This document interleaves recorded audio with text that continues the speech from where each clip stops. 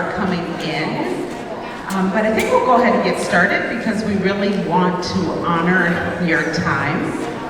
My name is Stacy Stanley. I am the superintendent of Edina Public Schools and really glad to have you here this evening to learn a little bit about our safety and security plan, to have an opportunity to hear from our partnership with our city officials, and then really to have an opportunity to connect with one another and to have your questions answered as best we can as well. So I would like to go ahead and welcome some of our partners and our city officials as well as our board officials. So if board members could stand up, please. Really great to have you here. We have Erica Allenberg, our chair. We have Julie Green, our vice chair. We have Karen Gabler, our formal clerk, right? Yeah, formally she's like our clerk. That is great. And then we have Michael Birdman, who is assistant treasurer. I got that. You're really working my brain tonight. And then we have Dan Aram, who is assistant clerk. Yeah, all right. That is great. Thanks a lot for being here with us this evening. And then we are also really happy to have with us this evening our very own mayor, Mayor Jim Hovland. Our city manager, Scott Neal. We actually have one of our council members here, Carolyn Jackson. And then really excited to have our chief of police, Chief Todd Milburn. And our chief of fire, Chief Andrew Slama. I also have with me this evening several members of our cabinet. Could you either stand, or if you look behind you, you'll see a few people, but cabinet members, if you could just kind of wave your hand. We have our assistant superintendent, Dr. Randy Smazel. We have Jody D. St. Hubert, our director of teaching and learning. Sonia Saylor, our director of human resources. Dr. Anne-Marie Leland, our Director of Community Education and Strategic Partnerships. We have, going down the line here, we have Jody Remsey, our Director of Student Support Services. Some of you are going to hear quite a bit from tonight. Our Natasha Mansas Daly, she is our Director of Digital Media Technology Services. And then Jackie. And then we have Daphne Edwards, our Director of Marketing and Communications. And then we have several of our principals here as well. Principals, could you please stand up?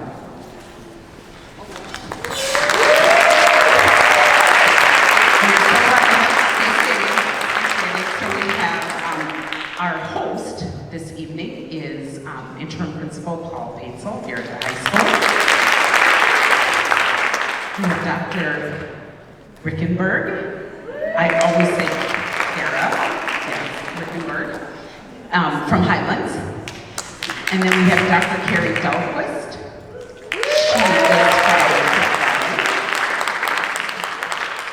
We have Chris. Oh my gosh. It's the light. I always tell people it's like, we have Chris Holden, our principal of Northvale. And then I thought I saw a couple of other, Paul Domer. Paul, oh, excellent, thank you very much. We have Principal Tricia Pettis, she is from Southview Middle School.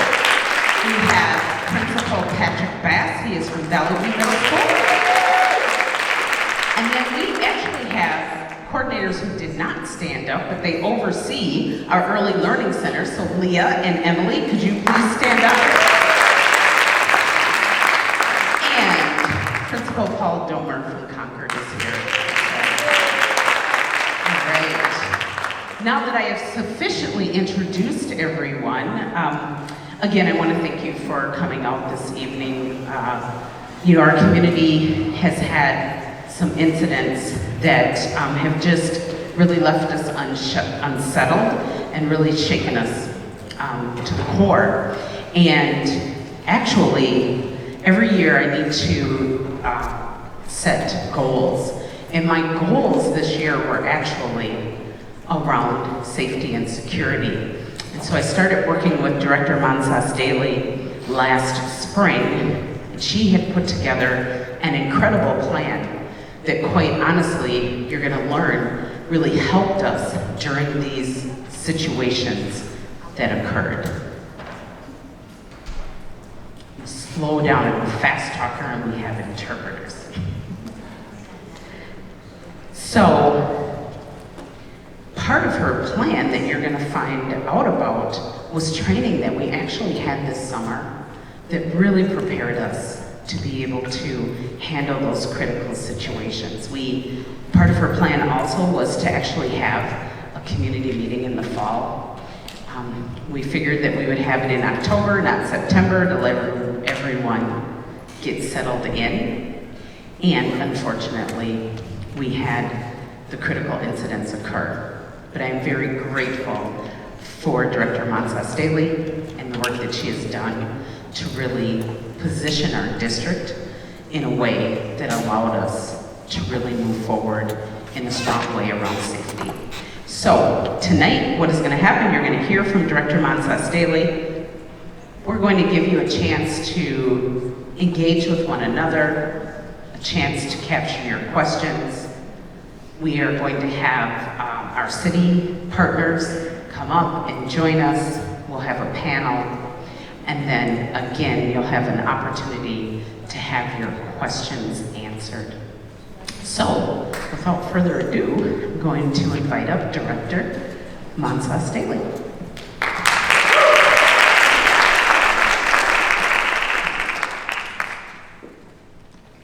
All right, thank you, Dr. Stanley, and thank you everybody for being here.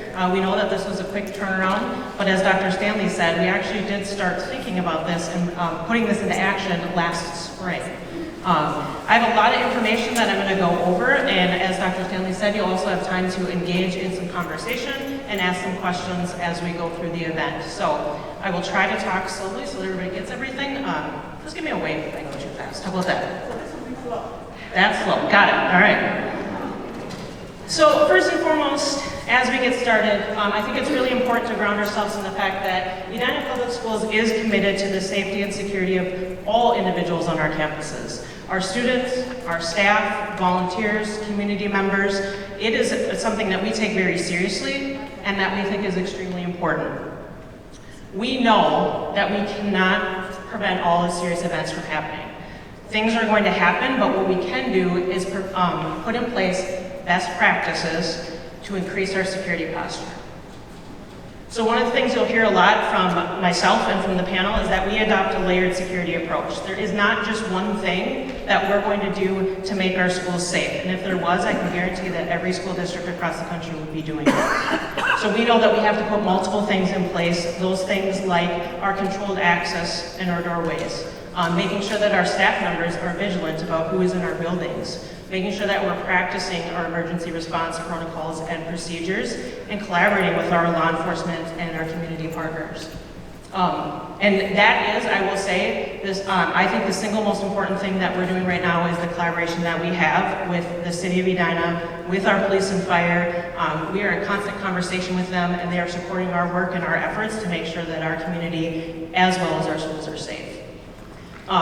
More than anything, I want you to know that this work is ongoing. So this conversation doesn't stop tonight. It isn't that we practice a drill one day and that we're done. It's something that we are constantly reflecting on, constantly learning and growing and making sure that we're getting better, because we know that these security events can evolve. We know that our technology evolves, and we know that practices evolve. So again, this is something that we are continually working on.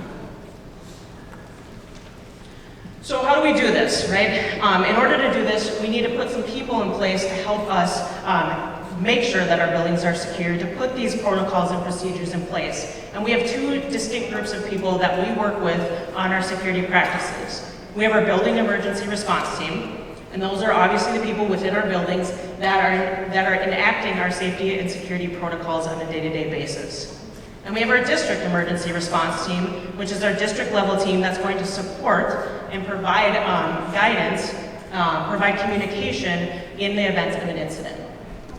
Your building emergency response teams generally include your building administrators, custodians, health services staff, front office staff, and kind of anybody that is designated as assigned by the building principals.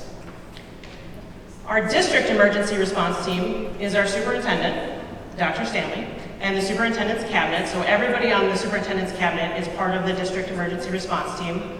Our director of buildings and grounds, and then any other staff as designated depending upon the event.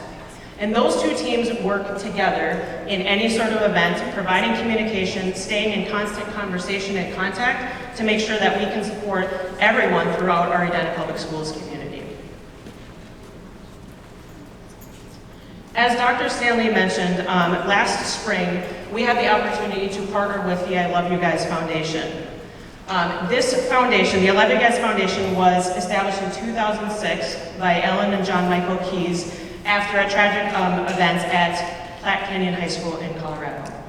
And through this foundation, John Michael and Ellen created and established a set of resources and training materials for crisis response and post-crisis reunification. And for us, Edina Public Schools, it was important that we were able to find those practices, procedures, methodologies that would increase our security posture. And we found that in the I Love You Guys Foundation. The I Love You Guys Foundation has two basic components: our standard standard response protocol, which is how we respond to an incident, and our standard reunification method, which is our post-crisis, how we reunify our students with their families. I Love You Guys Foundation is used in more than 45,000 school districts, not school districts, but school districts, organizations, departments, and those are just the ones we know of, because the nice thing about the I Love You Guys Foundation is all of their resources and all of their materials are available for free. And so these could really be used by multiple districts and organizations across the country that we might not know about. These are research-based practices. They have gathered community partners, they've gathered emergency response personnel, public safety experts, families, which is critical, and students and first responders to develop this training and develop these procedures and processes that we use today in Edina Public Schools. On August 4th, the district leadership team, which is about, 60 members across our school district, our principals, our directors, our cabinet level teams, got together with the I Love You Guys Foundation trainer and actually received the full training on the standard response protocol and standard reunification method.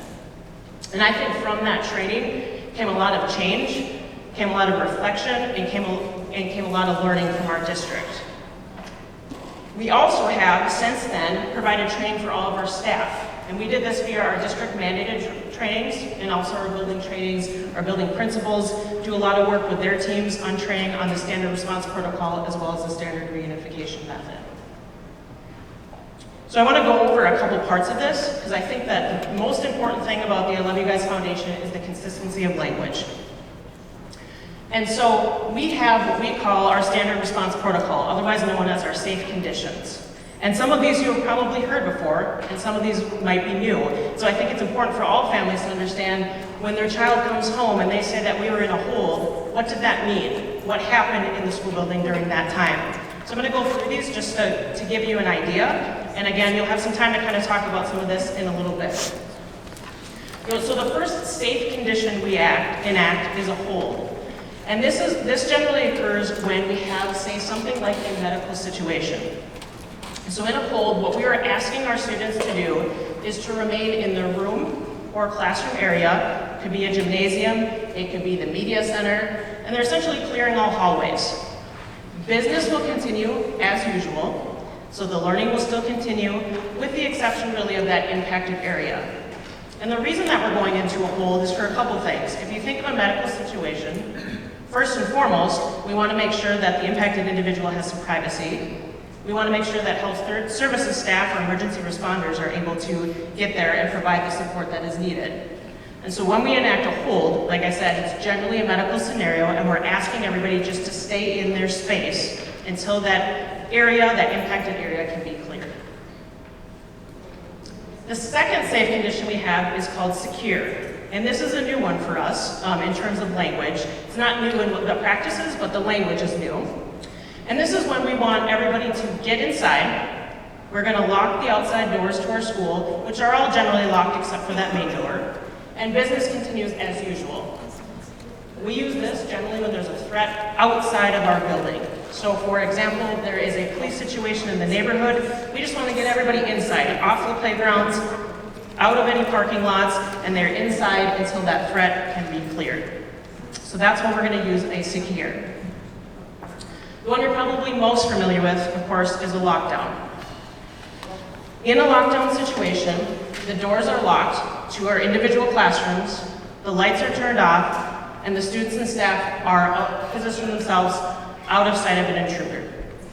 We know that this is often used for an active shooter scenario, but I want to reiterate, it doesn't only have to be used in this instance. So anytime that there is an intruder or a threat of some sort of violence inside of the building, we may go into a lockdown scenario. The next one is evacuate. We're all pretty familiar with this one, generally known as a fire drill. But in this instance, what we're trying to do in this place is we're trying to clear the building, and we're asking all of our staff and students to evacuate to a specific location. Like I said, it's generally used for a fire, but the reason we call it evacuate is because we might evacuate for other reasons. We might evacuate if there's a gas leak in the building. And so we want to have those we want to make sure all of our students and staff understand those protocols and processes in an evacuation. And our final one is shelter. We use shelter when there is a severe weather incident. Most often in Minnesota, that is for a tornado. And in this case, we're going to have students and staff take shelter in designated locations. So anytime there's a crisis situation or an incident, our building principals, who are generally the incident commanders in our situations, are going to enact one of these protocols. And we are training our staff and students to know and follow these procedures when these things are called. So that's the first part of I Love You Guys training that we received around the standard response protocol. Like I said, a lot of the stuff we were already doing, just now the language is slightly different, and we are really working on as a district is making sure that our language is consistent and that we're using with frequency so that everyone in our building, be it a substitute teacher, a volunteer, a classroom teacher, they all know, and a student, they know what to do in these instances. The next part of what the I Love You Guys Foundation brought to us or helped us with, provided support in, is the standard reunification method. And a reunification occurs when there is a crisis incident in the school building and school can no longer continue. So that could be a power outage, that could be a criminal event, that could be there was tornado damage to the building and now we all have to get out. And what we're going to do in that instance is we're going to reunify our students with their families, parents, or guardians. There are two types of reunifications. There's the on-site and there's the off-site. An on-site reunification would occur, like I said, for something like a power outage. Power's out, we can't have school anymore, learning can't continue, so we need to get kids home safely in an accountable fashion. We're going to enact the standard reunification method on site, so at the specific building. The second type is the off-site reunification, and that is when there's either damage to the building or there is maybe a criminal incident, there are injuries, and we need to remove students from the building and transport them to another location and then reunify them with their families. In both of those instances, we're going to enact our reunification process. And I do think it's important here, one, while we hope that we don't have to use this often or really ever, I want to go through the basic process because I think it's really important to understand that reunification takes time. And it's hard in a crisis situation. Time is not what we all want to do. We don't all wait for something, right? But a reunification to get it all done properly and make sure that we are accountable for the students, because that is the job of the district, we're going to go through this process. So the basic process is, first of all, we have to stand up the location. And what that means is we have to get it ready. That could be the location that's on-site, or that could be a location that's off-site. And we're going to do a couple things there. And this is where our district emergency response team really comes into play. The first thing we're going to do is establish a student assembly area. So where are we going to have all of those students go when they get to that location? Or if it's on site, maybe they're just going to stay in their classrooms. The next thing we're going to do is create a accountability or an attendance area. Somewhere where we can make sure that we are keeping track of every student that comes in and out of that location. Once we've done that, once we've stood up the location, then we are going to send a notification to families. And the reason we do this is for a couple things. First of all, we want to make sure that the reunification site is ready and prepared to receive families. We also want to make sure that we can give appropriate directions as to what that process is going to look like. So we've stood up the site, we've notified families, and then families are going to start arriving, obviously, to pick up their children. When they get there, what they should see are a set of greeters. And the greeters are going to distribute a reunification card. The card is a half sheet of paper and with information that the family is going to fill out. That greeter will also kind of review the process. Here's where you're going to go, here's who you're going to speak to, and help families to understand what they need to do through this reunification. The parent or the guardian, they're going to complete the card, and they're going to go to a check-in location. And the purpose of that check-in location is for the school district to make sure that they have accountability, again, like I said, for the students that are coming in and out of that area. Parent or guardian will show their ID, and then that card is split in half. And I have a member on my team who has worked very tirelessly to print off thousands of these perforated pieces of paper so that they are ready to go, so that we have them on hand. And she's here, that's why I'm saying it right now. Thank you, Kelly. The card is split in half, and again, this is an accountability check. The parent or guardian is going to hang on to the bottom part of that card, and the top part of that card is going to go to the accountability or attendance area. Again, it's another way for us to double check, make sure that we are paying attention to who's coming in and out of our area. The parent or guardian will bring that card to a reunifier, and the reunifier will recover the student and deliver them to the parent or guardian. It sounds like a big process, and it is. And the most important thing about this, the thing that is non-negotiable for us, is accountability. So that's why we go through these steps. That's why we set up this process before families get there, so that we are accountable for all of our students and our staff in this space. Another part of our layered security approach, which probably most of you are familiar with at this point, is our Raptor visitor management.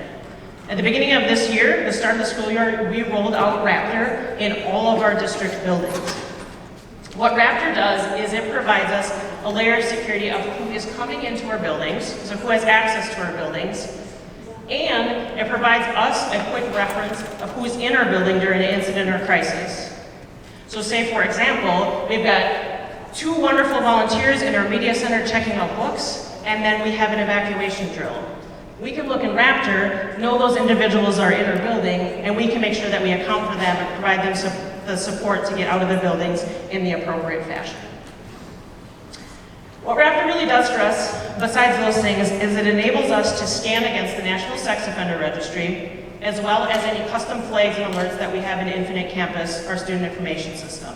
And those flags could be things like custodial agreements or no contact orders. Again, making sure that we're paying attention to who's coming into our buildings and who has access to our children.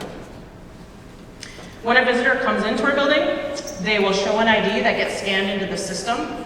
And the nice thing about Raptor is that multiple forms of ID are accepted. It can be a passport, it can be a state-issued ID, anything with a picture and a birthday really works in this case. Assuming that everything's clear and good to go, a badge is printed off for visitors, and that badge has the visitor's picture, their first and last name, the date and time, and the location that they are going within the building. What is really great about this, and what we're going to work with our students and continue to work with our staff on, is when they see adults in the building, they should see one of 2 things. Either a Raptor visitor badge or a staff-issued employee badge. Now, if necessary, if there's an alert and there's a flag on that person, alerts are automatically sent via email and text to the appropriate building personnel so that then they can respond to those. So again, another layer to our entire security approach. Now, the things I started talking about, standard response protocol, standard reunification method, most of those things are during school hours. What we know, Edina is a busy community. We have a lot of things that happen. We have extracurricular activities, we have out-of-school programming, and safety and security is just as important during those times as it is during the school day. So one of the things that we did was we asked our athletic director, Troy Stein, about what are the protocols and procedures we put into place for extracurricular activities. And he actually put this really nice grid in here. What's great to know is that our coaches, our advisors, our out-of-school time event workers, they all follow the same standard response protocol that we follow during the school day. I'm not going to read all these to you because this slide presentation will be available after, but I just want to highlight, for example, if there's a hold during an extracurricular event, the coach or advisor, the site supervisor, knows that they need to get the trainer, if that's applicable, no locations of the AEDs. You can see that is linked here, which I'm not going to open, our emergency action plans. So what are the things that should happen in this hold? They know that they need to call 911, they need to clear the area, and they're going to designate someone to meet a first responder. What I think is fantastic to see is this stuff is already in place. So as we hire new coaches, as we have new site supervisors, we can share this information with them, help get them trained, and make sure they know what to do during our extracurricular events. We also have our out-of-school programming, which we have an abundance of. And that's the programming that we have that runs before the school day or after the regular school day till about 6 p.m. Those programs generally occur in our early learning center and our elementary sites. We have a couple things like Hornet Central in our middle school.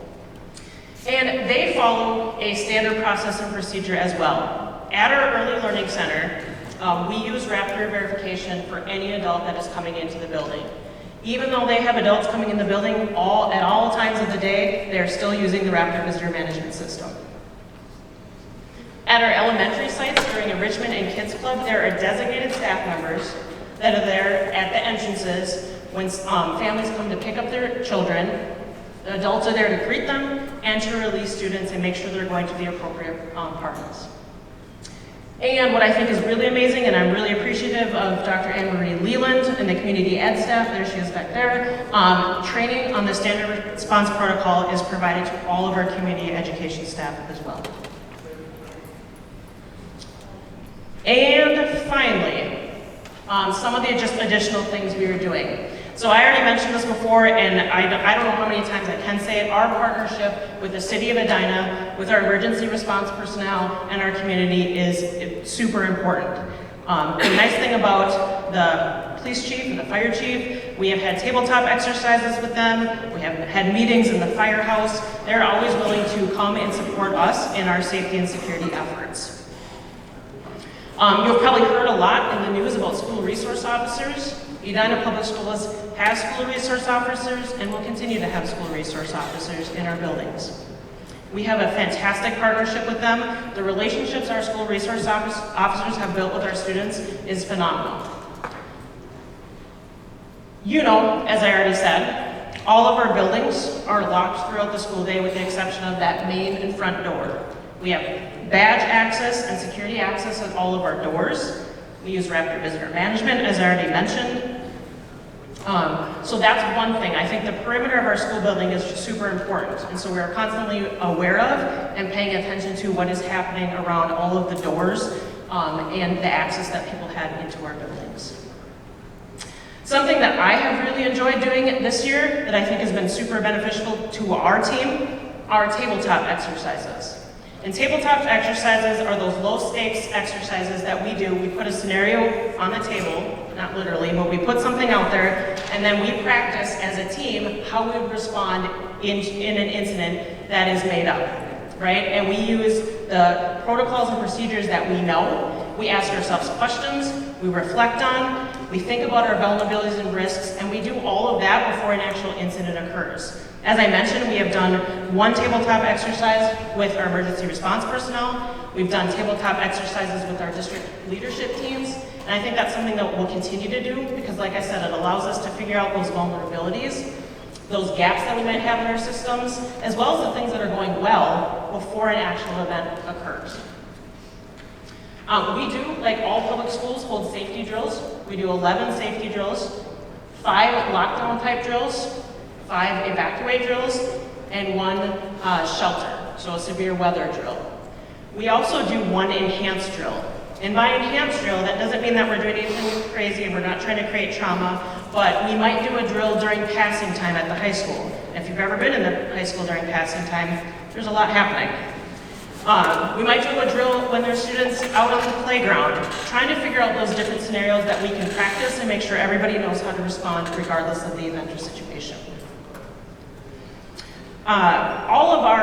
Any incident that we might have, any drill that we do, we debrief on. The most recent incident that we just had in our community, I have now met with every building principal to debrief, and they have done these things with staff. And I've been honestly so astounded by our building principals. Maybe give them a round of applause real quick.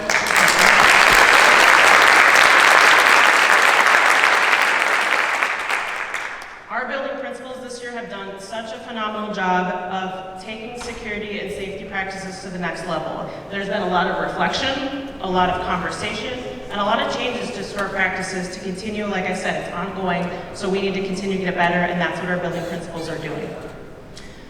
And finally, when you came in, you probably noticed a table with with some community members with Be Smart. Be Smart is, I'm not going to get it all right, so please stop at their table and talk with them. But Be Smart is really a program around secure gun safety and storage in vehicles or in homes, modeling gun safety, being able to be in conversation about gun safety, and we are grateful to have just another partnership within our Edina Public Schools community. So for me, that is a lot of information, and I'm going to turn it over to Dr. Stanley.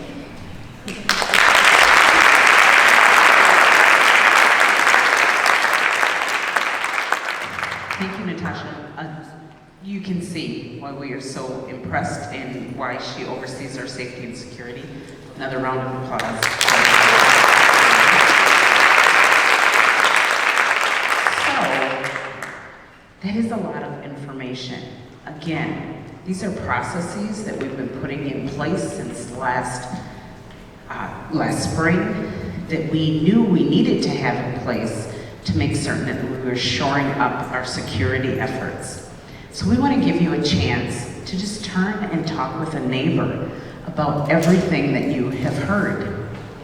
What about this information makes sense to you? What is still a little confusing to you? I'm going to give you a couple of minutes to turn and talk with your neighbor. If you're not near a neighbor, you can find one that's close by. We'll come back together, and then I'm going to give you an opportunity to write questions down, if you haven't already written your questions down. So first, take a chance to turn and talk to your neighbor, and then next, any questions you have, you're going to write on your cards. We'll come back together in a few minutes.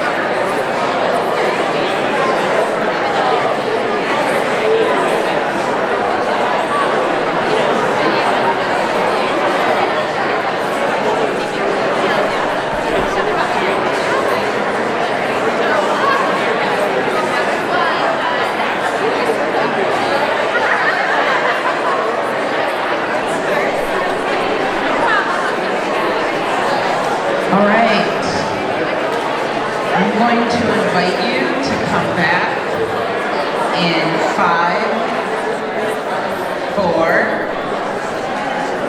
3,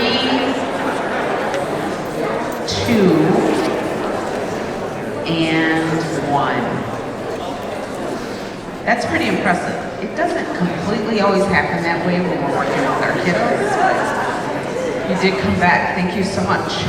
So now, we want to invite you to write down your questions, if you haven't already, on the cards. We are going to try to get to as many questions as possible, and we want to make certain that you're able to get your question answered in a personal way. So if you feel comfortable, if you could either write down your name and your phone number, or write down your name and your email address. If we aren't able to get to your question, then we will be able to contact you directly. So if you feel comfortable doing that, please write that down. And now, I'm going to invite up our panelists to come up for a conversation about our partnership. And as they're coming up, I will say, it's important for you to know that we have security measures that are in place that we cannot share. It would place us in a position of being incredibly vulnerable. As much as we would like the community, our residents, our families to know, our students to know everything, we know that that could put us in a position where it would prevent us from keeping our students, our staff, our families, any volunteers that are in our schools safe. So you may have wondered, well, what about video cameras, or what about some of those pieces? Those are items that we do update the school board about in a closed session, because legally we're able to do that in a closed session. We do not share that detailed information out in the public, again, to make certain that we're keeping everyone safe and we're not putting ourselves in a vulnerable position. So welcome everyone. It's great to have you here. I want to echo Natasha's comments that I am incredibly grateful as superintendent for the partnership that we have with the city of Edina, that we have with Edina Police Department, that we have with Edina Fire.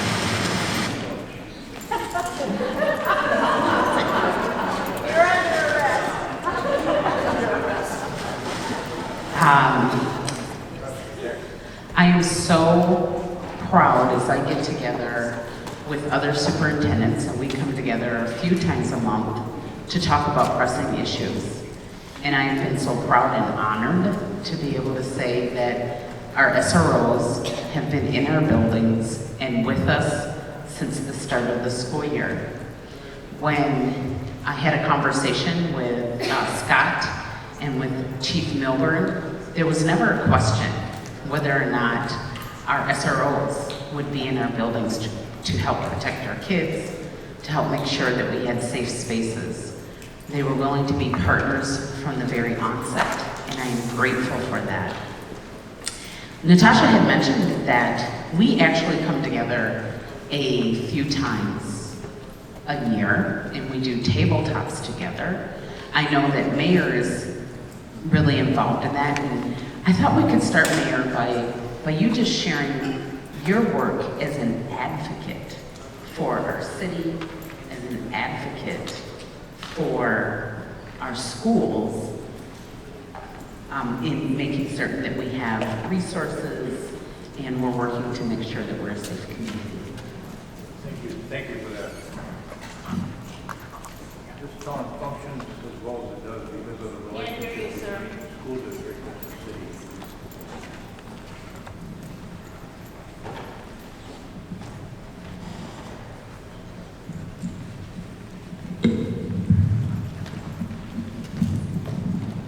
So I'll start over again. This city functions as well as it does because of the relationship between the school district and the city. And you add in the business community, and it's that three-legged stool that makes Edina function so well. I thought one of the things that would be important for all of you to know that, and I think many of you knew that early on, when we had, remember when we had that attempted carjacking back in the late fall of 2020. The residents in our town called a citizens meeting. We had one over at the Edina Country Club, and there were over 300 people that showed up within just a few weeks of when that incident occurred. And there were quite a few people from Minneapolis there, including my friend Julie Wickland, who's up in the audience, who open enrolls her kids in the Edina school system, who was a victim of a home invasion in South Minneapolis. Many Minneapolis people there are looking for a place to have their voices heard and their concerns about public safety, because we all knew that Minneapolis was down 250 police officers. And so with them down the way they were, we had that one attempted carjacking at the Lons Barley's parking lot, but in the 5th precinct, they had 600 in a year, actual carjackings. So the crime was starting to seep into the immediate suburbs like us, or next door neighbors to Minneapolis, and then even further out in places like Minnetonka. You've seen lately what's been happening with respect to people showing up at City Hall in Minnetonka in support of a family that was carjacked, really basically 2 rings out. So since that community meeting in January of 2021, we had a meeting of public safety people and mayors. Probably had over 100 people in Eden Prairie City Hall. And out of that evolved, and the state was there, the feds weren't there, but the state, county, cities were there. Out of that evolved something called, that Mike Freeman, who was our county attorney at the time, called Minnesota HEALS, MN HEALS 2.0. Back in the late 90s, you remember Minneapolis was called Murder Act. Some of you that have been around here long enough. They formed a group of residents and organizations in Minneapolis that worked on that homicide rate and got it down. And so they thought this would be a good thing to work on because we had all this activity around carjackings, attempted auto theft, which is still up in numbers, mostly involving juveniles. And so what are we going to do with these kids that were engaged in this activity? So I've been regularly attending on behalf of all the mayors, suburban mayors, MN HEALS meeting, which started out real strong with Freeman leading. And then when the job switched over to Mary Moriarty, she didn't want anything to do with it because she had enough on her plate the way it was. And so Mike Freeman on his way out asked me, as a suburban mayor, and Cedric Alexander, who was then the director of public safety for the city of Minneapolis, who's now gone, to take over HEALS. So HEALS has evolved into what I would say is a more of an educational sort of effort on a quarterly basis, and I've really got a lot of help from Julie and from Mark Osler, who lives in our community, who's a law professor at St. Thomas, who's now on leave for a year to go to the county to help with adult criminal prosecution. He's a former federal prosecutor in Detroit. And then along with Andy Luger, who's our U.S. attorney, who was a former Edina resident. Many of you may have remembered Andy living here with his wife Helen. The notion is to take the worst of the worst off the street. So I think through the efforts of the federal prosecutor in particular, carjackings are way down, and they've been taking the real bad guys off the street. I think he's got about 200 people that they've taken off the street so far, if memory serves me right. So you're going to see some reduction in crime. Anyway, the work of HEALS continues, but there are also suburban mayors in the western suburbs in particular continuing to work around on this juvenile crime issue, and we're trying to get the mayor of Golden Valley trying to get a meeting set up with Mary Moriarty so we can deal well, we can talk through some of her policies compared to our view of the world, which may be a little bit different than hers. And so that's kind of what's been happening from the standpoint of your mayor and some of the things we're doing from a political standpoint and through the western suburbs to try to reduce, in particular, juvenile crime around auto theft. And we will continue that work. But in the meantime, our police department, you're going to hear from them, is doing a really stellar job, I think, of working on strategies and tactics that help us reduce crime. And even as Minneapolis tries to rebuild its police forces, it might take a while. But That's what we're working on. Maybe there was more than people wanted to know. In fact, you should know what the city was working on and what we're doing from a government standpoint and a coordination with other communities standpoint on some of this, in particular juvenile crime. You know, Mayor, I think that is very important because there are so many things that are going on behind the scenes that, you know, they're not right out in the front, and all of those pieces are so important. I attended a meeting with the mayor, with Commissioner Latondras, and our board chair, really speaking to how do we help youth to find their space so that they aren't engaged in any criminal behavior. So I really appreciate that partnership. And then Scott, Mayor started out by saying this is a partnership, and if you could talk more about just the partnership that we've continued to develop around safety in the city and how that supports our schools. Yes, my name is Scott Neal. I'm the city manager, and I have the equivalent position that Dr. Stanley has, except in the city government. And it's clear to me, in terms of what my priorities have been from our elected officials out in the city council, that schools and school operations and quality public schools are just as important to us. They really are the secret sauce that keeps Edina the town that it is. And we translate that kind of priority back through our operating departments, two of which are here tonight, are police and fire. But we really have a lot of other touch points with city departments. Parks and Rec is maybe our biggest in terms of how do we share facilities, how do we work together to make sure we have all the facilities we need and policies that we need for the school district and for the people that live here too. My job is to get an understanding of the operational needs of police and fire and Parks and Rec and all the different departments within city government, and make sure council is aware of that and to take their policies and to push them back the other way. So again, that's what we think is important, and that's how we do it at the staff level. The policy piece is so incredibly important, and to know that we have a partner at the city table to really look into policy that can support the policies that we have at the school level is so appreciative. I have to see who's next. Chief Milburn and Chief Slama. Since we all started at the same time, we started in the summer of 2021 together, and from the time I started here, I knew that I had true partners in the work that we are doing. I knew whether it was the attempted carjacking just this last spring, or whether it was the two most recent incidents that I could call them and I could get the support, and they would pull together the resources that they could to make certain that we're able to keep all of our students safe. And so, Chiefs, do you want to talk about our partnership and just the things that we've been doing to, once again, keep the city and the school safe? Sure, thank you. Good evening, everyone. Todd Milburn, your police chief here in the city of Edina. I came here about just over 2 years ago, and Andrew came maybe a couple months prior to that. And just as an example, kind of just to tie into things that we're discussing here tonight, when we think about school safety, unfortunately active shooters, things that we're seeing across the nation, Andrew and I had a quick conversation early on, and we asked ourselves, are we ready? Are we ready for a big event? Is the school safe? Are we ready to respond to a major event that should unfortunately happen here? And collectively we said, we are ready, but I think we require and need a little bit more enhanced training and think about how we collaborate and work with the school district in moving this forward. And so we got to work right away with our collective staff and work with our school staff here. And as everyone's already indicated, we have an excellent partnership and relationship built up already. And we worked through that, and we've been training on that, and we've been doing that work over the last couple of years. We often refer to phases in our approach, and we work through, well, I'll just summarize this real quickly to say that we have gone through 2 different phases. The first phase is to get our collective public safety staff involved and to retrain to make sure everyone's on the same standard page. And then our phase 2 is to integrate in with our school staff and our management team to think about communication, reunification, all the things that have already been described here as well.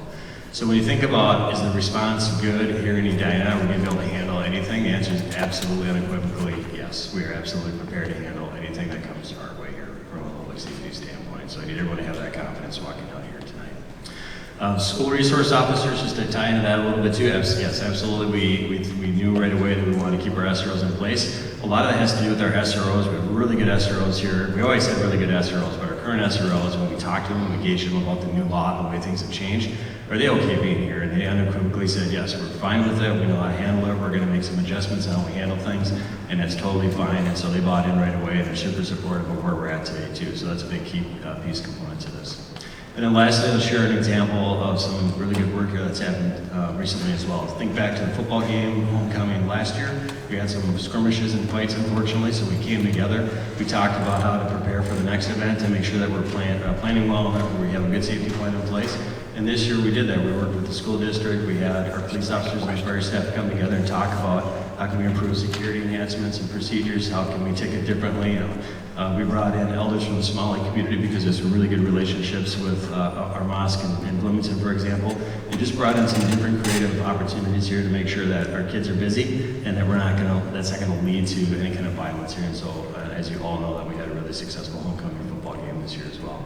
So those are a couple examples I just wanted to share to show that we work behind the scenes very well together. We plan and we prepare and we get ready for events that are coming our way. But again, we have a really good relationship with our school district here, and I'm very proud to work here as well. So with all, I'll turn it over to Chief Slama.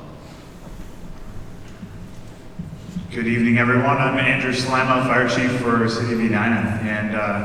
And Todd mentioned it and Dr. Stanley mentioned it, but the three of us started at the same time. We kind of got here 2 years ago, a little bit over 2 years ago, and excited to serve in our specific positions, but even more excited to get to meet being new together. And I think it's allowed the three of us to walk through this partnership with open eyes and open arms. And that gave us the ability to connect, look at where our CAPS needs were, and come together to work together on that. So one of the unique things with Edina Fire Department is we're the only fire-based ambulance service. So your firefighters are trained as paramedics as well. Every single firefighter is a paramedic, and they bring both levels of training to every single emergency that they respond to. With that unique approach, that gives us the ability to really cover every aspect of the response when we are called upon with a 911 response. In addition to that, we bring an instant command focus when we break down an emergency and make sure that communication is clear. And that's something that I think the three of us, police, fire, and the school district, have partnered with to bring that approach, and you see that with the I Love You Guys Foundation. That program allows for clear communication across all the schools. The school really makes a decision with the information that they have available, allows police and fire and the ambulance to respond and assist with more information as we gather more information. But the tabletops that were referred to, the drills, we've had police and fire representatives as a part of each one of those. We had a couple round of applauses for Natasha. It's not enough. She's doing a lot for the school district, and it should be done.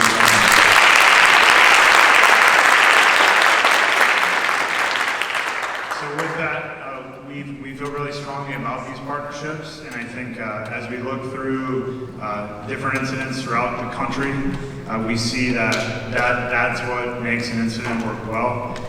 Responding to that, working with the community, having these partnerships and building trust before so that you're prepared to respond to anything that comes our way. And so with that, I'll turn it back to Dr. Stan. Thank you so much. Again, just knowing that Natasha is able to reach out to Chief Milburn, to Chief Slama at any given time, as she's looking through our plan, as she's developing our plan, as she's questioning, looking for any holes that are in our plan, that is so important because they are the experts in this work and they are readily available at any time to speak with her. So far we've talked about what happens in the process of preparing proactively to prevent, and then what happens if there is an incident. So we've talked about during the incident. We've talked a little bit about post-incident, where we are reunifying, if we have to, our students with families. Jody Remsing is our Director of Student Support Services, and we know that when a critical incident happens, like the two that we had most recently, that we have to take care of our students and our staff after that. So there is post work that is done, and I'm going to invite Jody to talk a little bit about that. Okay, thank you, Dr. Stanley. My name is Jody Remsing, and I'm the Director of Student Support Services. And as Dr. Stanley stated, my role is to oversee the psychological response to school crisis and emergency. This year, we are participating in something called Prepare Training for our administrators and mental health professionals. Prepare Training is a series of 2 workshops that was developed by the National Association of School Psychologists. They've been providing evidence-based resources and consultation to school crisis prevention for the past 10 years. And so the way that Natasha and I really partner is Natasha's really overseeing that physical safety with the I Love You Guys training. Prepare Training is really focusing on that psychological response. And so the way the training is set up is there's one workshop for all administrators in the district, district-wide administrators as well as principals. The second workshop is set up for our mental health providers within the district. And so that means that all of our schools have a school psychologist, school social worker, and then at the secondary level, we also have school counselors. And so they all come together really looking at what we can do to help students. And some of the takeaways that come from Prepare Training is really in-depth training about these psychological effects.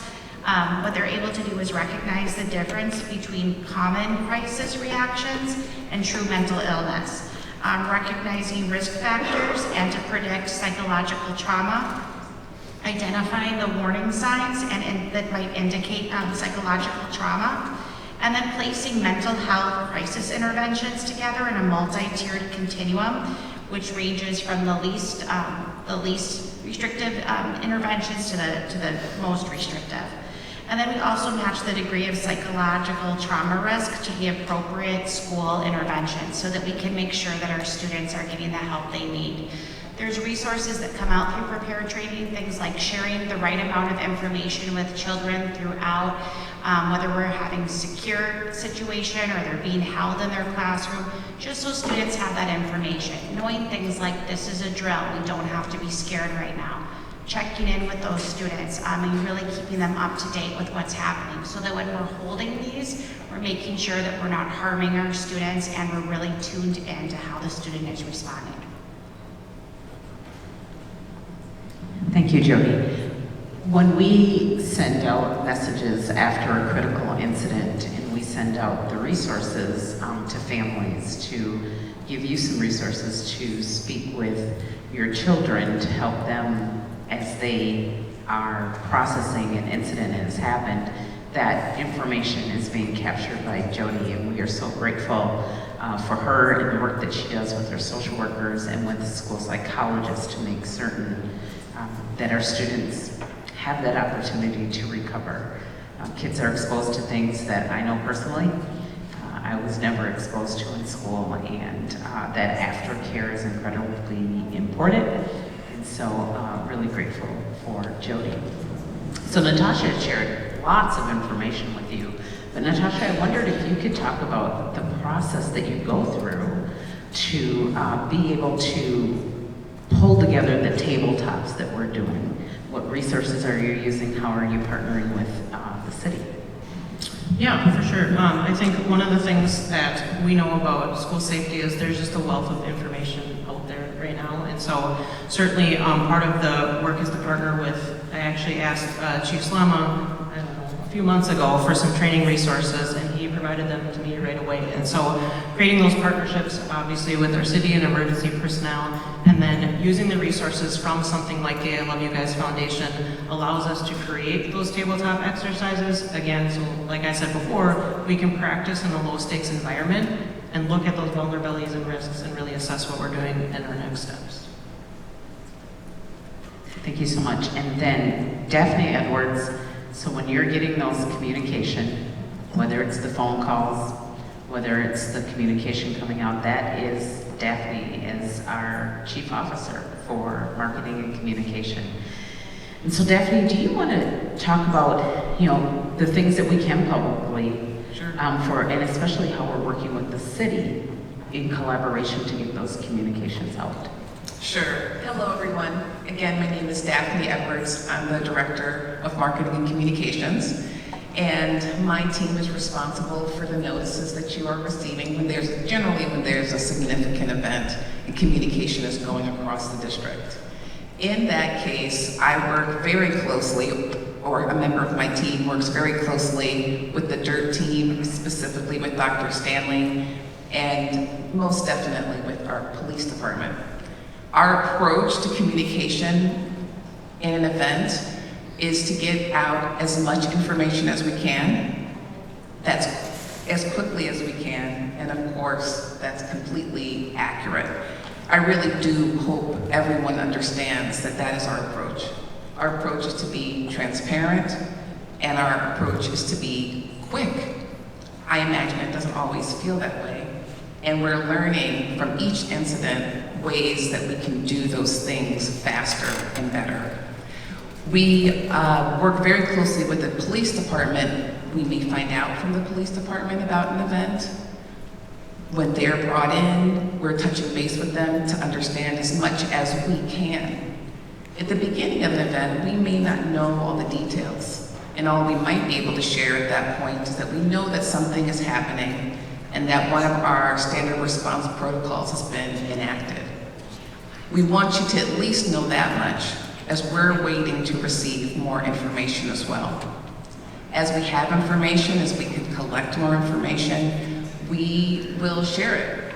We're starting to share more information more broadly. We recognize that an event may take place at one site, but many families have children at multiple sites. We're all part of a community, so we all care about people at multiple sites. So we're starting to send out an initial communication district-wide. Then we really start to focus on those sites that have been impacted, because we really want to serve those families and those staff members first, and we really want to serve them well.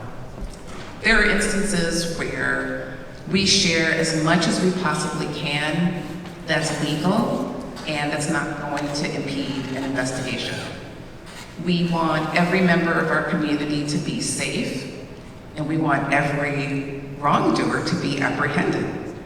So there are times when there are details that I would imagine seem obvious to share, but we rely on the experts in the police department to tell us things that we might share that might hinder their investigation.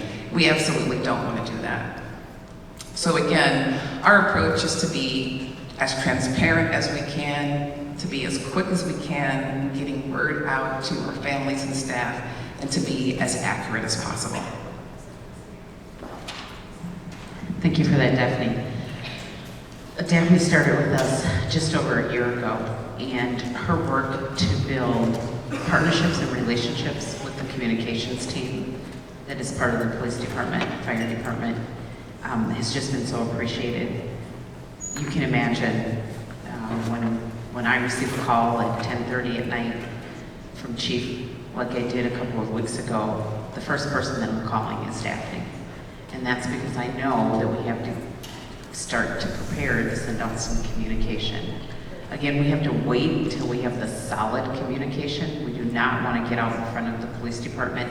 And Daphne works directly with the police department as they're developing the communications.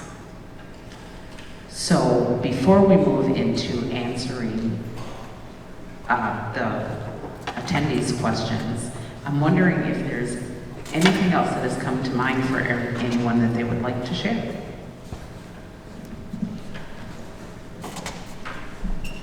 Dr. Stanley, I can share.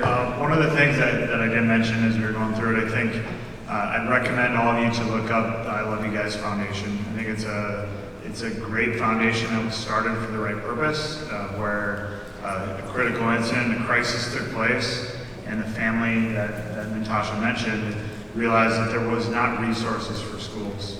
And so that group went and researched, found best practices, and brought that back to schools free of charge. They worked with police, fire, EMS, individuals to provide best practices to schools.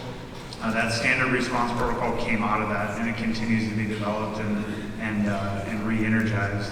The reunification process is a challenging process. You can imagine getting every child back to their family safe is the most important piece, and accountability is very important in that. And so that standard reunification method is a best practice that can be used, and I appreciate that the district having that training and that capability, because the police and the fire department work together to provide the logistics and security and rescue in that situation, but the school really owns those kids and owns the responsibility of getting them home safe. So I just wanted to have everyone go look into that program and how it started. It's a pretty touching story. Dr. Stanley, I can add some more details about how I work with police and fire. So when there is an incident, I will likely find out first from Dr. Stanley, who's found out from a principal or from Edina Police. And then I'm involved in all of the follow-up conversations generally that are going to happen with the police department, so that I can get information as it's becoming available and immediately go into preparation mode for communications to all of you. Through the partnership, we've been communicating more often, I think, as events are unfolding, specifically in order to design the messaging that's going to go from police and going from the school, so that you are going to get the same information from both the school as well as from the police department, and that information is going to come out together, if not one step after the police who are leading the investigation. So we are typically virtually in the room together, or in the room together by way of virtual technology, putting the facts together, being crystal clear on all the information that we're legally able to share, and really sharing everything that we're legally able to share with you. Again, just being mindful of not impeding a police investigation. And we're also doing more follow-up communication. So once the police have apprehended a wrongdoer, we're coming back to the community to let you know that as well.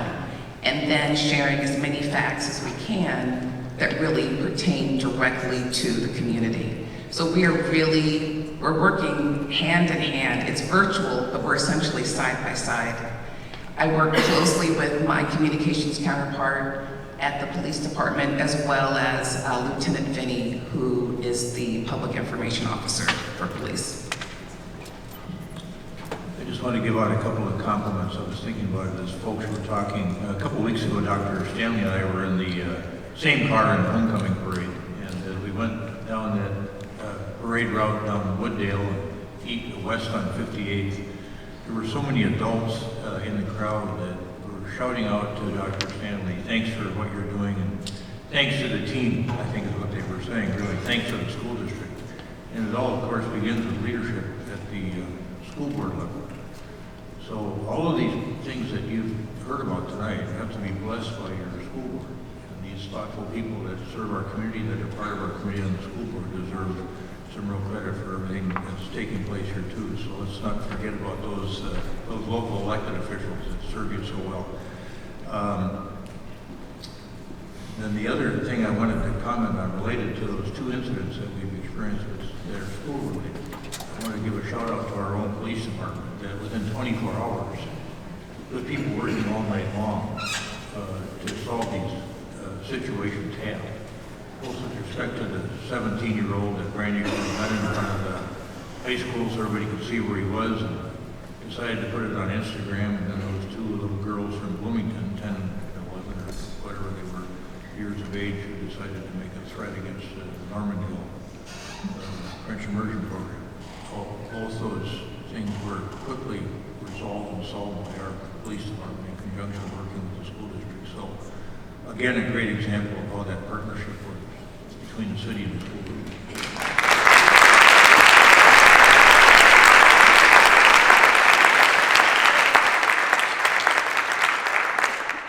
Well, I get the credit, but it's really the officers that do the heavy lift, and I just instead sit up there and take the gratitude, so thank you for that. But this is probably a good segue to talk a bit about, give you some background about what it looks like from a criminal investigation standpoint behind the scenes.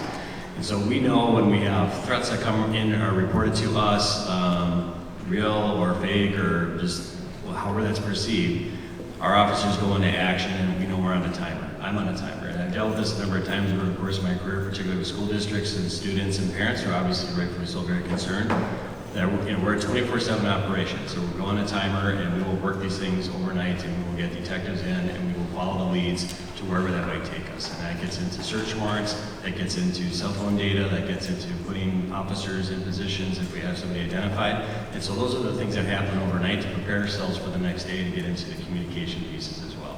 And that gets us into these timely communication meetings where we'll have the discussions and we'll release what we can. If you're dealing with an active criminal investigation, you're compelled or you're locked in through data practices on what you can release. You don't want to compromise the integrity of the investigation.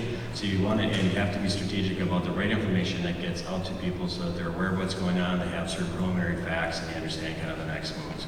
But there is some very well-intended information sharing that has to happen to the general public, rightfully so.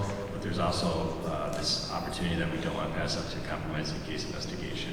Oftentimes we want to make sure that any suspects identified or arrested are held accountable through the criminal justice system, so I'm personally very cautious about the information that we release. And it can be complicated because we're also up against social media. And kids that have social media, parents, everybody's passing information out, and it gets very complicated, and it's oftentimes misinformation, and so we have to work hard here behind the scenes to get the right strategic information out that's factual. So I offer that just to remind people to, as best you can, know that we're going to release the information in a timely manner. Please be patient with us and wait for the right channels to release the correct information so that you have the facts in hand and we can all move forward correctly. So, Thanks for that. I think one of the most difficult situations oftentimes in dealing with schools is that we're dealing with minors. And unfortunately, we are not able, due to data privacy, to share details about minors. And frequently the email that I receive is related to sharing that information. No, if we were able to share that information, we would. And they are protected by data privacy. And so that is oftentimes, including the police department, I know the questions that they receive as far as that. But we, as Daphne said, we are sharing in partnership with the police department as much information as we possibly can to help allay the fears that are in our community at that time, as well as to help your children feel safe as well. So we are going to move into the questions that you've written on cards. Because, again, a lot of information. So I'm going to invite you to just take 1 or 2 minutes, turn and talk to a neighbor. What is resonating with you? What did you learn that was new that you didn't know before, as we get prepared to share the questions?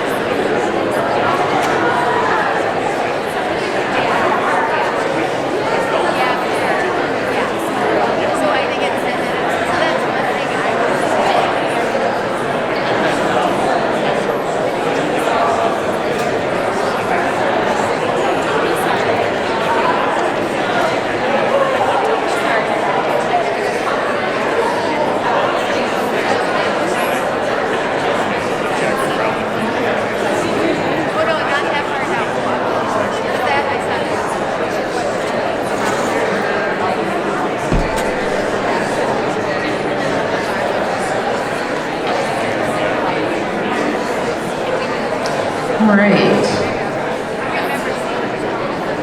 Okay, again, we will try to get to as many of your questions as possible, and if not, we will try to summarize, and for those of you who wrote down your numbers, your names, your email addresses, we will get back to you directly. So I think that we'll just take turns going down for the folks who have questions specifically for them. And a lot of these questions I'm actually going to probably pass on to other individuals as well. So this first question is there anything that Edina's faith communities can do or can do better to support EPS and its schools and staff in the effort to improve and strengthen school safety? So and that is from Pastor John Good. At first I thought, ooh, does Pastor want me to say that that's from him? So,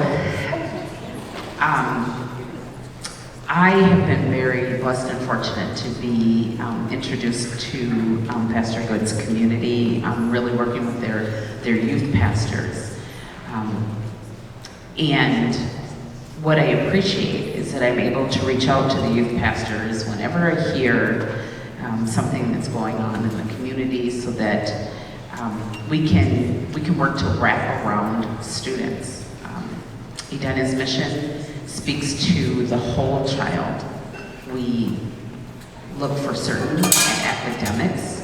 We're grateful for all the activities, athletics that our students are involved in, and we know that it takes the community to wrap around to focus on the whole child.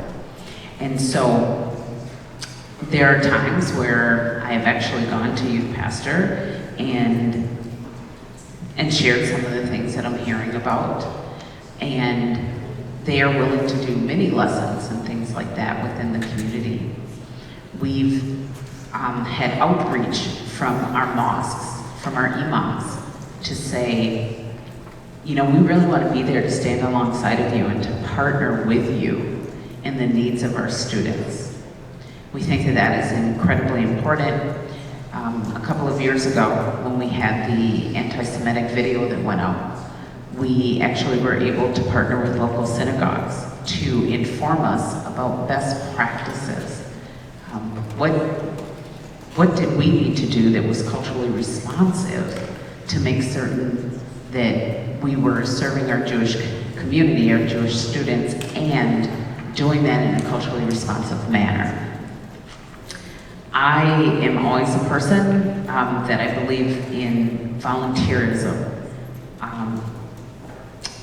I know that our students have many identities, and for many of our students, not all, they do have faith, and it is so important to be able to partner with local clergy, with leaders of faith-based communities in order to make sure that we are wrapping around the whole student.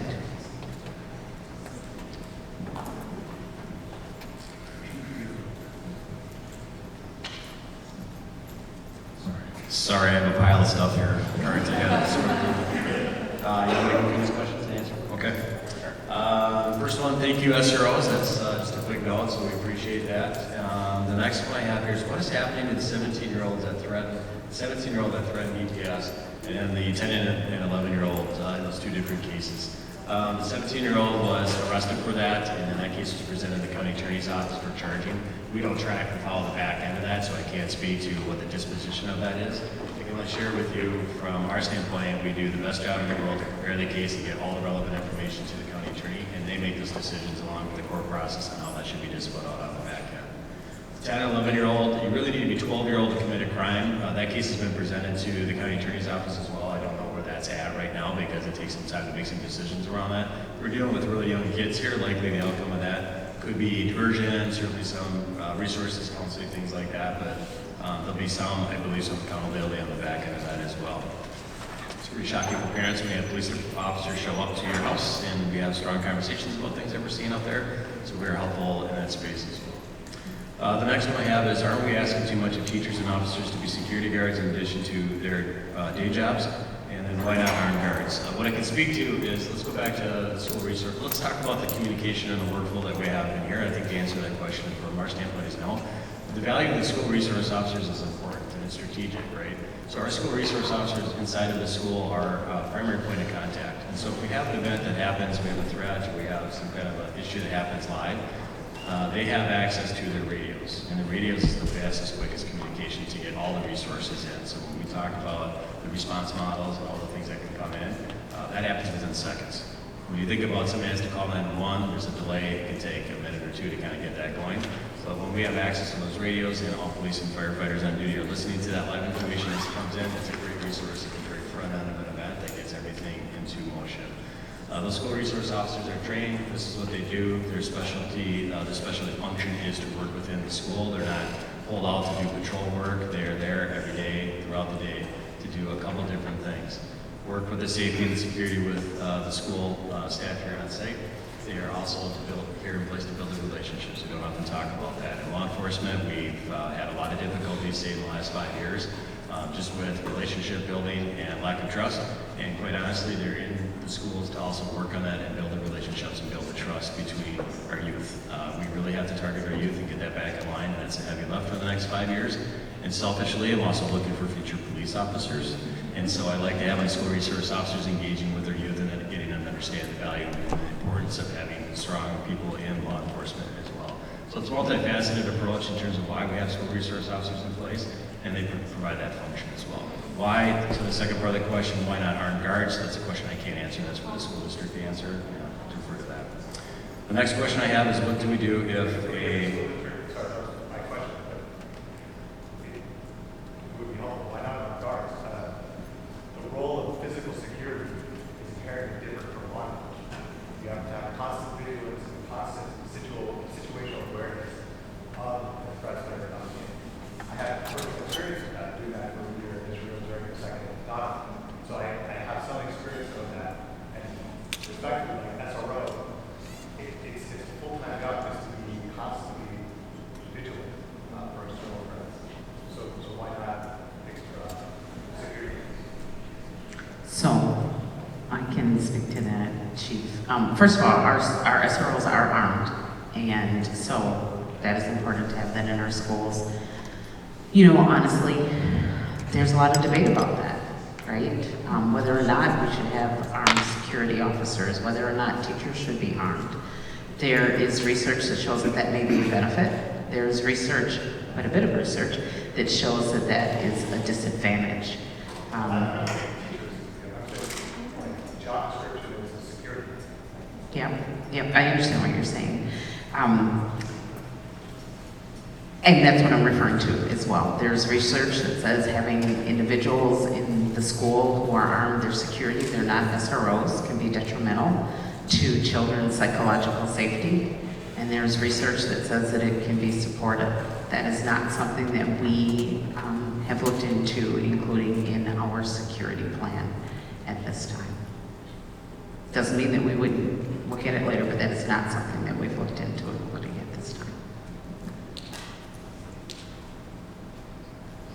Okay. A couple more questions that I've got is, what do we do if a gunman shows up and wants to shoot up a bus full of kids, soccer team, etc.? There's a lot of hypotheticals. The short answer to that is we very much rely on our people that are out in the community to identify suspicious activity, right? So if on the front end you see something, you call 911. Even if you're not sure what you're seeing, you call 911 and you get us going to the scene as well, right? We talked about the school resources, officers in place on school property. They have the gear, they have the equipment to take care of something like that if it were to run. And what was really helpful and unique in Edina is we have a really fast response time as well. So again, we go back to the suspicious activity, anytime you call 911, we're there in seconds, and that's true for fire as well. So we're going to have a heavy, quick response, and we're going to be there to take care of any problems that might develop. Next question I have is, what does police presence look like during events surrounding schools? We were unable to see any after seeing emails that stated it was there. So I think that's referring to when we had the 2 recent threats events and then the follow-up work. What does that look like for security? We did talk about and put officers out in schools to have some additional squad cars out in that area. We too suffers from staffing shortages every once in a while. We have sick officers and things like that. So I know for some of the schools, when we try to get our officers out right away, there's a little bit of a delay. And we had some parents that called up and asked, where are those officers? And so we got our officers out a little bit maybe later than what we had hoped for, but that's part of the reasoning behind. Sometimes you see it right away, sometimes there might be a delay, or we're moving our resources around to different campuses depending on what the threat might be or what the issue might be at hand. If we ever had an issue of a large scale incident where we had to get heavy duty security in, also know that we have excellent relationships with our partners in nearby cities, so it's never a problem for me to get another suburban agency in here. They had the county sheriff's office, I've used them in the past. If we had to get to that scale and scope, we would have those resources in place if the threat dictated that as well. It's not going to be a problem for us. The last question I have here is, what trends are you seeing in crime? Is Edina unique in the incidents we're experiencing? The answer is no, we are not unique. The crime trends and patterns that I've been seeing over the last 5 years are concerning, and they are heavily focused on our youth. I would say we're seeing this huge uptick with violent crime with our youth, and it varies from community to community. And so with that said, we're seeing this troubling trend. We're seeing, unfortunately, some violent crime. We're seeing weapons. We're seeing youth that are resorting to bringing weapons to beefs or fights or arguments and using them to threaten, and we're seeing lots of cases, unfortunately, with shootings that are happening out there. With that said, we do a lot of work with the county attorney's office. We talk about it. We in law enforcement see these trends and patterns on the very front end, and so we have these conversations about how can we handle that, what can we do from an accountability standpoint, how to deal with mental health, and really what's going on the heels of COVID. In my experience, what we're seeing is a lot of, I'd say, mental health issues, a lot of disconnected resources, a lot of things that were in place prior to COVID that have, for a variety of different reasons, have fallen apart, and I think that's leading to much of what we're seeing as well. The other big trend that we're seeing is auto theft, and auto theft is carrying into other types of crimes, and so we're seeing a lot of cars that are being stolen across the metro area, and we're seeing them being used to commit more serious crimes. And you hear a lot about auto theft. It is up on the increase. It's across the metro area, and oftentimes suspects will use those cars to just kind of be mobile and move around the metro area, and unfortunately commit some other crimes. So we're trying to do a lot of work to deter that, stop it, slow it down, and of course hold offenders accountable. But those are the two areas when we talk about trends and patterns that we're seeing is across the metro area. We already talked about some unfortunate issues that are going on in Minneapolis. They are short-staffed in officers, and so they're having many resource problems as well. We're seeing that trend move around and shift around in different geographic areas. Sometimes you see things happen in the inner city of Minneapolis, for example, and it'll go to Brooklyn Center, Brooklyn Park, and we'll see it come down to Minnetonka, and we'll see it hit us here in Edina every once in a while. But those crime types, those crime waves can be very transient, very mobile. And so what we'll scale with the resources and get them to where they need to be to take care of the issue at hand. But it can be very fluid that way. So to answer the question, we're seeing some upticks for sure. And the last thing I would say is I've been doing this job for 30 years. This is the third major trend I've seen in my career. The mid-90s were big. We had a lot of things we talked about with violence, homicide rates, and things like that. 2005, 2006, we saw a huge uptick as well. We saw a lot of problems with our kids at that time that were just disconnected and lost.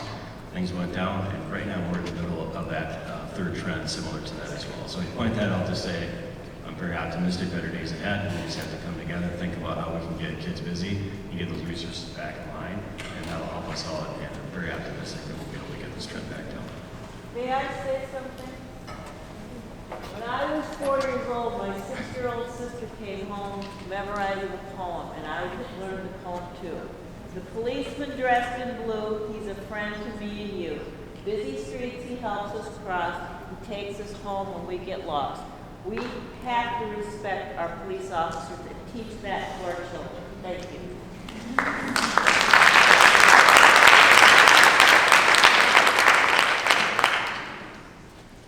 That's it for me. All right. Chief Slama, did you have any questions? No, I did such a good job informing everyone. I had That's funny. Let's see.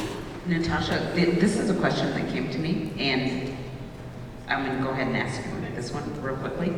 Are students brought into the tabletop debriefs or drill debriefs to get their perspectives? I think that's a really fantastic question. It isn't something that we have done yet. That doesn't mean that we couldn't start having conversations with our students at age-appropriate levels And obviously look to Jody for some guidance on that, around their feedback and what they're seeing, either in an instance, in a debrief, or what they're just seeing in trends around their school system.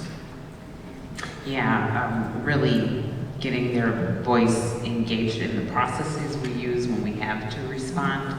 And quite honestly, in the tabletops, we do move to some really private information as well, and confidential information when we're working with one another. And so there could be a place for that. Yep, absolutely. Okay, who is the next individual? Okay, go ahead. Okay, I received a question wanting to know if our staff are trained in mental health crisis. And the answer to that is yes. All of our teachers, part of their continuing contract requires professional development in mental health, understanding it and spotting when students have needs. When a student is in crisis, we have staff that I mentioned earlier, our school psychologists, our school social workers, our school counselors at the secondary level, and then we also have co-located mental health therapists in all of our schools from Fraser Mental Health. And so if we have a student who is currently experiencing a crisis, we have highly trained people that we can reach out to. And in a situation, we could also rely on 911 to be able to dispatch additional support to our schools. Another question we had was whether or not our school resource officers have training in mental health crisis. And I was wondering, Chief Milburn, if you could speak to that. Yes, they do. And all officers go through de-escalation mental health training to handle any kind of mental health crisis that might occur in school or out in the community. Another question that we had was how will we protect students against rogue staff? What I can say is that in the trainings that we do, the reunification that just happened, we didn't see any indication that we had any rogue staff within our district. By doing the drills and the practice and the planning, it really kind of goes into that muscle memory. When we're called on to do the things that we've been trained to do, staff really step up and know how to do those things. When I think about school crisis, unfortunately there's more in the news than we like to hear about, but I haven't heard any about rogue staff being the person involved. And so I hope that answers the question. And then I got another note card thanking us for making psychological safety a priority within our district. Wanting to know what's done at all age levels to spot potential mental health risks that could lead to violent behavior, and when it's spotted, what is done. And one of the things that I can talk about is that within our district, belonging is a really important piece. We want all students to feel connected, belonged, and cared about within our district, and that's the best way to find out when a student is really struggling. And so when we find that a student is struggling, we really try and match the level of support with the level of student need that they're exhibiting. So we have some students where we might use some interventions that could even be done with a classroom teacher or another caring adult to see how the student is doing, all the way up to students who would receive specialized instruction through a small group, one-on-one, with a co-located mental health therapist. We could put very intensive supports in place because we know that preventing violent behavior is more effective than responding to anything after the fact. So we're always looking out for those warning signs. And we had another question about whether or not metal detectors were under consideration, and if not, why. What I can share is that Dr. Stanley spoke about it, and just that there's no single measure alone that can really guarantee the safety of our students, and that's why we're really looking at this layered approach. And we also want to make sure that we balance safety measures between a nurturing and positive setting with the safety that a medical detector would have in place. And so those are things that we're always considering, that balance between that physical safety and making it a welcoming, nurturing environment. Joe, you got to follow up real quick. We talk a lot about enforcement and crisis in here, and I'm glad that there's a plan, and I trust you guys, and I know you're trying really hard. This morning, I've got a fourth grader and a third grader, and putting his shoes on this morning, my fourth grader started crying. And he put on a good face and walked into school, and you'd never know, but he's scared. So what are you doing to just give them peace of mind even if it's as simple as telling them that it's going to be okay for the little one. Because I have no doubt that if a kid erupts in tears, you'll get them out of there and help them out. But like, what about the ones that will never actually cry or say anything? Well, I can just share that after our recent incidents that we've had, we reached out to parents afterwards, and we just shared some resources through the National Association of School Psychologists that families and parents can have to talk about. And then what I really love is I love that you shared this with me, because that's what we hope all parents will do when their children are struggling that way, because we want to partner. We think it's wonderful when parents can have that initial conversation sometimes, the way that you did, and then to let us know that so we can layer in some additional support for those students.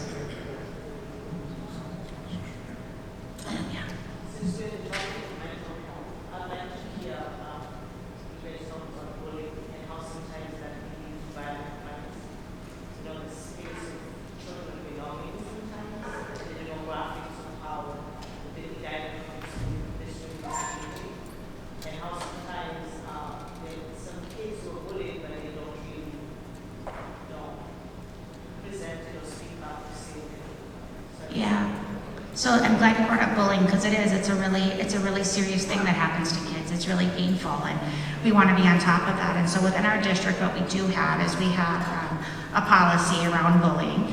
And let me see if I have that policy offhand. I don't think I have that number down. Policy 514. I'm sorry. Policy 514. Thank you, Dr. Stanley. But what that policy also contains is a very clear investigation process that we follow every time we get a concern of bullying, that we put that into effect. And then our goal is to stop it, to create that psychological safety, and then to be able to repair that with the student, because we don't want long-term effects to happen to the student.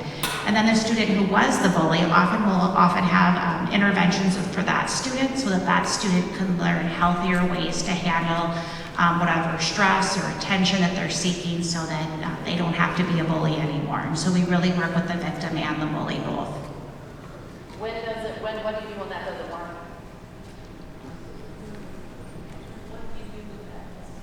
I'm sorry, I had a hard time hearing your question. What do you do when that doesn't work? We'll go through the disciplinary policy, but I wonder, Dr. Stanley, if you could speak a little bit to that. Yeah, so in our district, we use something called multi-tiered systems of support.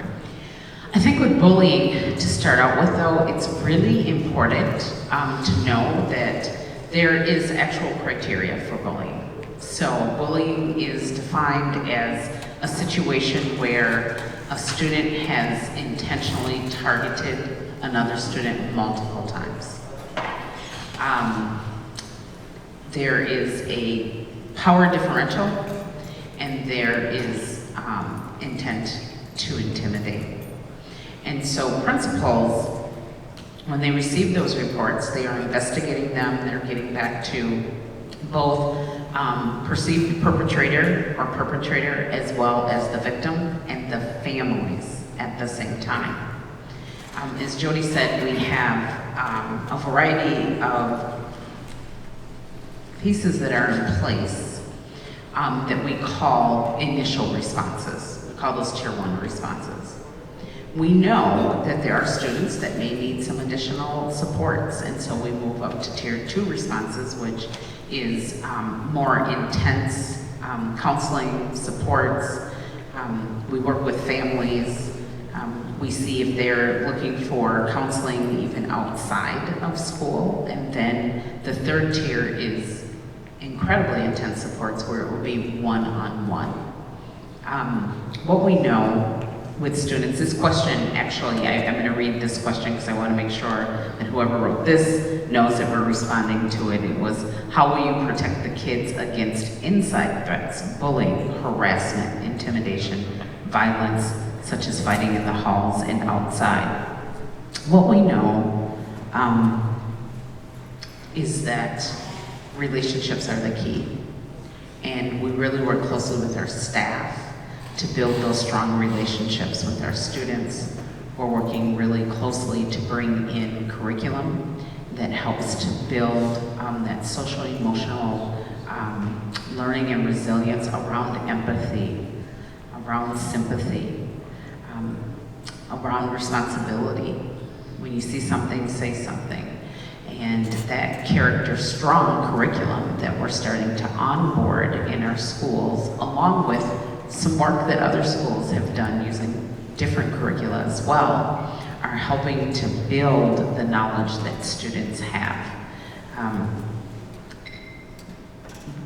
Whenever there is a case of bullying or the perception of bullying, because there is conflict that kids just have, you know, we just really encourage you to reach out to your classroom teacher. We encourage you to reach out, you know, to your principal so that they can investigate, so that we can catch it as early as possible. I know that there are times when families say, well, I don't really want to reach out to the teacher, or I don't really want to reach out to the principal because I feel like my child's going to be targeted all the more. We as a district have to be able to step in as soon as possible to make sure that we're protecting our students, your children, and so please do report that.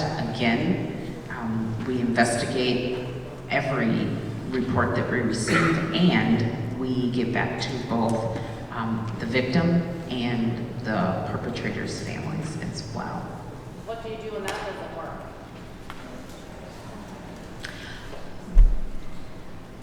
I think it would be really good to be able to have a separate conversation, because it seems like maybe there might be something very personal that is happening, and let's talk about that.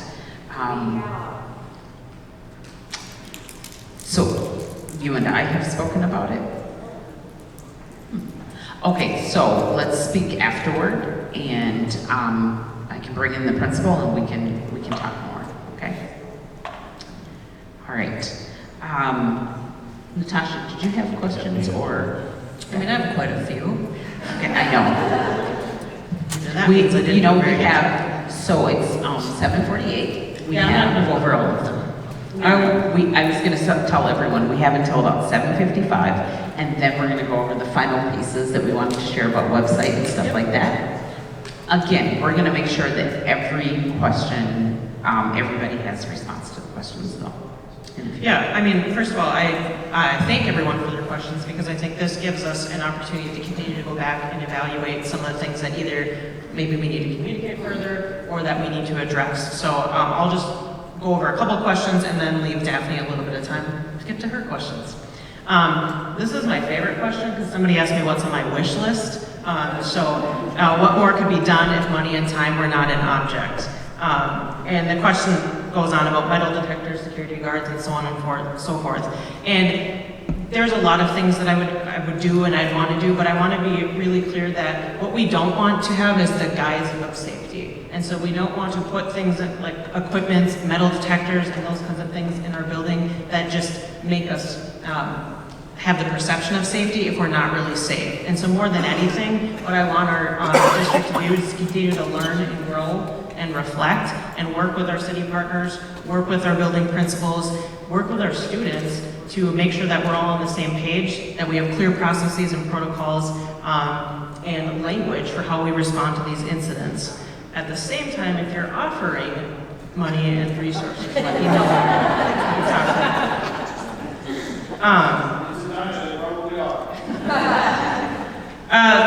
Another question I'll just go over briefly is someone asked who decides what kind of incident to declare. So I'm assuming that we're talking about our standard response protocols.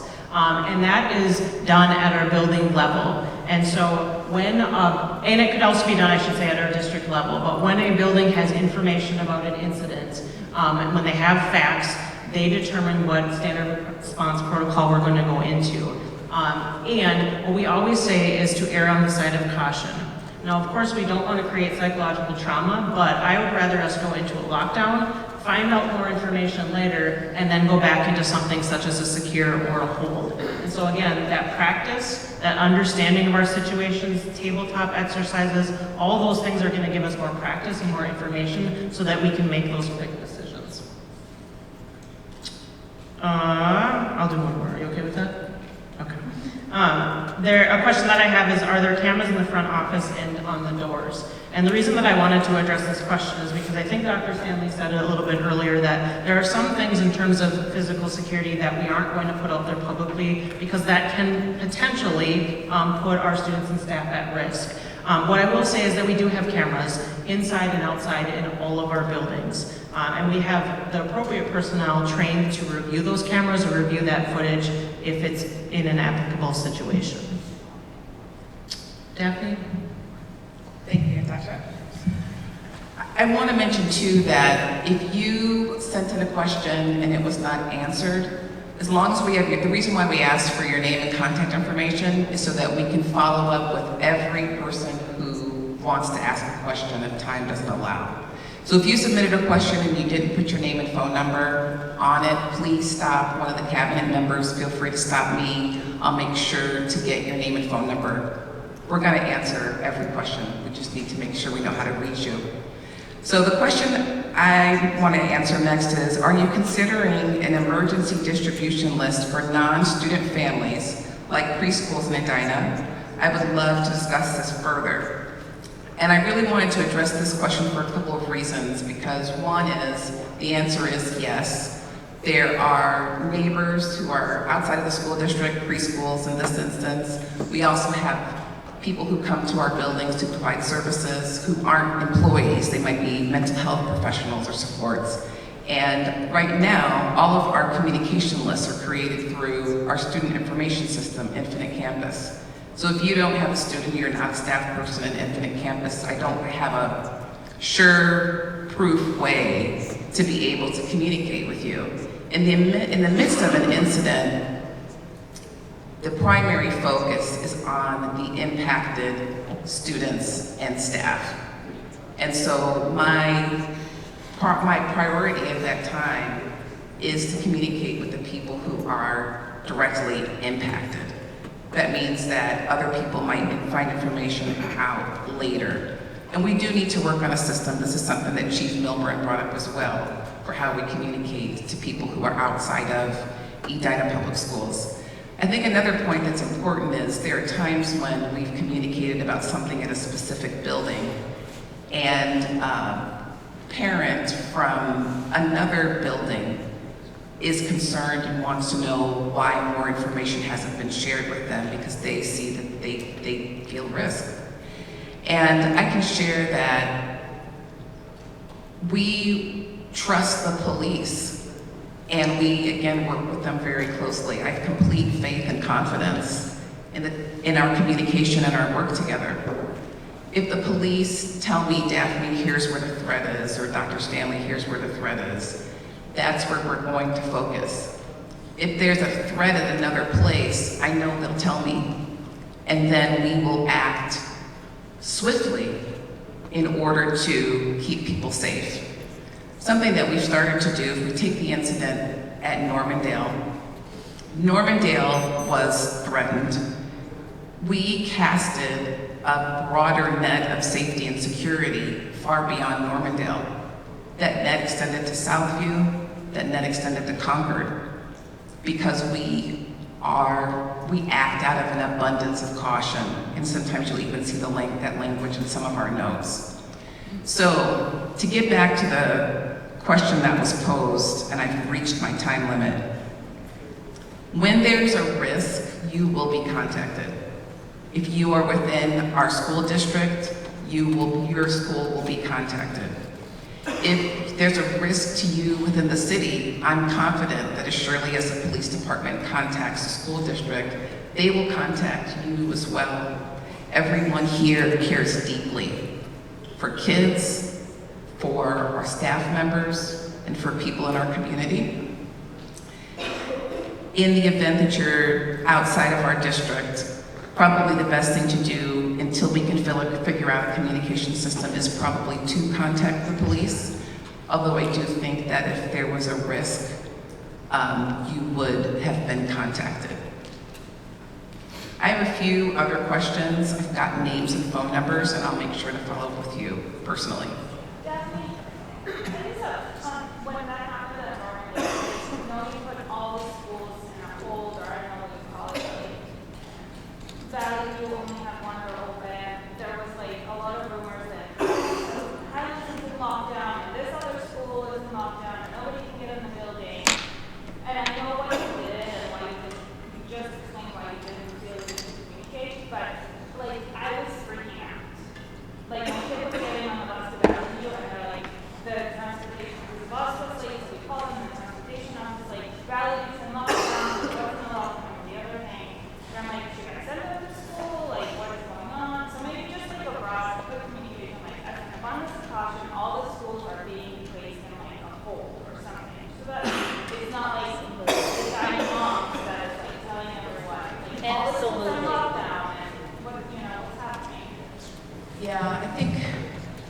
I mean, I think that's something that would have to be considered from a safety standpoint. There's a lot of things to consider in that request. One thing is the impact of so many schools going into different standard response protocols that aren't impacted, and I think what that kind of means for kids, what that means for staff within the buildings, what that means for their loved ones who are going to could receive multiple messages, and there really is no risk whatsoever. That would be a concern that I would have. Yeah, one of the things that we did in that particular situation is we did our best to cascade information out first to the families of the schools who were impacted, and then a global communication. With that communication, there were some, Nathaniel, was it 21,000 messages that went out across the district in getting that out. What I always say is you can be certain that we're trying to get the information out as fast as possible. And I'm sorry, I can't imagine what that was like to hear all the information, right? And if I could wipe away any of these situations and these incidents, either past or, God forbid, what could happen in the future, I promise you that I would do that. What I do say is my job is to make certain that I am working diligently to keep your children, to keep our staff, and any of our volunteers who are in our schools at that time safe. And I hope we're building your trust around that we are really working diligently to do that. There's one more question, and I think that we can get to this pretty quickly. What criteria is used to determine if schools will be closed? So one of the things that we have to look for is whether or not there is a credible threat. And what happens is, oftentimes, we don't know right away whether there's a credible threat. There has to be an investigation. And in working in partnership with the police department, if we cannot determine that it is not a credible threat, I have to err on the side of safety and make certain that I am closing schools. And so that is one of the key pieces that we are always looking at. I don't know if you want to, and it can take a while to determine that. What I am grateful for is just the level of expertise. Mayor had said that in those two situations, the individuals were apprehended within 24 hours. In the first situation, the individual was apprehended within 12 hours of me finding out about that. And within the second situation was apprehended just very quickly. I mean, we found out at around 7, and by noon, we knew that it was the 10 and 11-year-olds. So, again, we just have our full trust in the police department. We are so grateful for their partnership, and appreciate just them taking care of the city.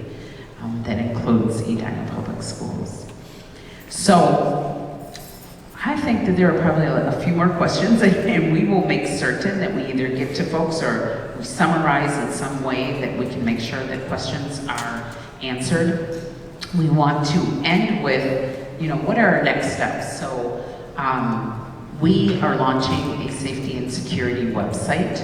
A lot of the information that you've heard is on that website. The slide deck will be on the website. We are actually recording this event. That will be posted on the website. There's information on there about I Love You Guys, about the standard response protocols that we use, and we will continue to add information in there as we have it. The FAQs will be posted up there as well. The other thing is, it is a federal law that we cannot automatically text families.